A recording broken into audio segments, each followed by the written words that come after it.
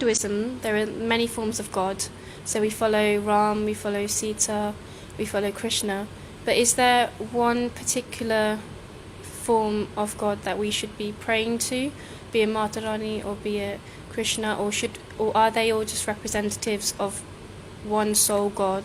Okay, this question actually worries or confuses a lot of Hindu youngsters. And forget about Hindus, it confuses the non-Hindus even more. Because they think this weird religion has got so many gods. And if I ask all of you, look, Shiva, do you think is ultimate almighty? You say yes. Vishnu, yes. Ultimate almighty, yes. Ultimate, yes. And Mother Goddess, of course, Mother Goddess. How can we forget them? She's ultimate too. Now you see, straightway contradiction, come on, you can't have too many ultimates. This is not ultimate enough. So which one is the right one? Can the real God stand up, please? That's what she's asking in a nice way. And what's the answer? The answer is this. It's very interesting. You see, this is important for you to know. It's very good that the question comes from you. This religion that appears polytheism is called polytheism, many gods. And then you all say, yeah, many gods, yes, we'll all go, yeah. Actually, it's not polytheist. It appears polytheist, it's actually pluralist.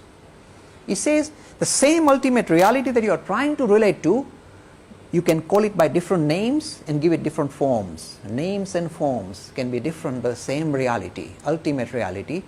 So not many gods, but many ways to think about God. This is a big difference. If you said many gods, it's a naive, not well thought out religion at all. It's not, they've not thought it out properly. When I say many ways to think about God, that's grand, it's majestic. It allows different individuals to relate to the idea of spirituality in his own individual mode. So a different group will say, oh, we love Krishna, okay, sing his glory. Oh no, we like Shiva. Go for it, my friends.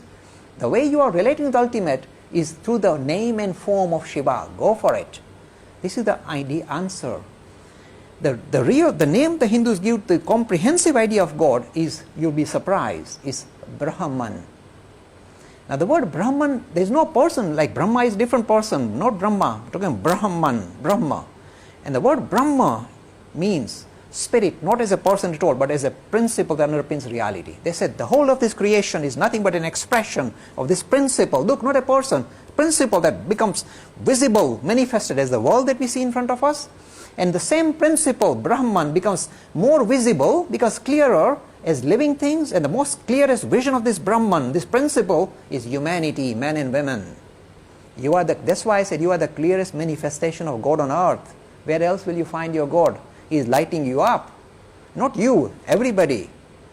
So this is a principle-oriented religion, but then it allows a personalized approach, because he said, look, why should we, in that case, why don't we just talk Brahman, and why should we have bother with Ram and Krishna and Shiva and Mother? The reason why we have to bother is because we are human, and you've got human failings, or if you like, human limitations. As we are human, the only way we can build a relationship with this principle called Brahman is to think of this principle as a personality. Suppose I say, build relation with Brahman. You say, what do I do now? I said, no, think of Mother Goddess, sweet, with flowing hair. And you want to say, oh, mommy. Now, it's easy to build relationship. With Brahman, how do you build a relationship? It's a principle. It's abstract. When you turn that principle into a personality, then you can build friendship, relationship, like a mother figure, father figure, friend. See, the Hindu religion is the only one that allows you to think of God in a variety of different ways. Not just father in heaven, like Christianity. Mommy in heaven. Why not mommy? Mommy is a sweeter, kinder, cuddlier, less hairy than daddies. Why can't you think of God like mommy? Why daddies all the time? Why fixation?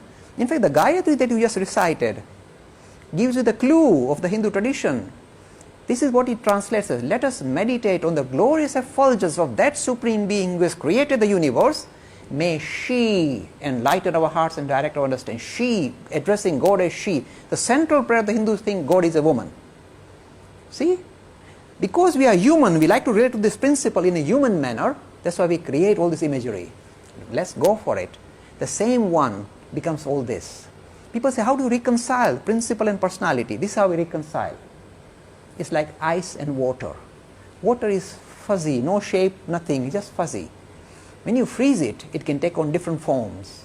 It's the love of the devotee that freezes this principle called Brahman into the various forms that he likes. Suppose I like to think God as Shiva. This principle reduces itself and becomes Shiva and comes in front of me and interacts with me. This is Hinduism. The love of the devotee freezes this principle into the personality of his choice. See the power of religion. Real democracy, spiritual democracy.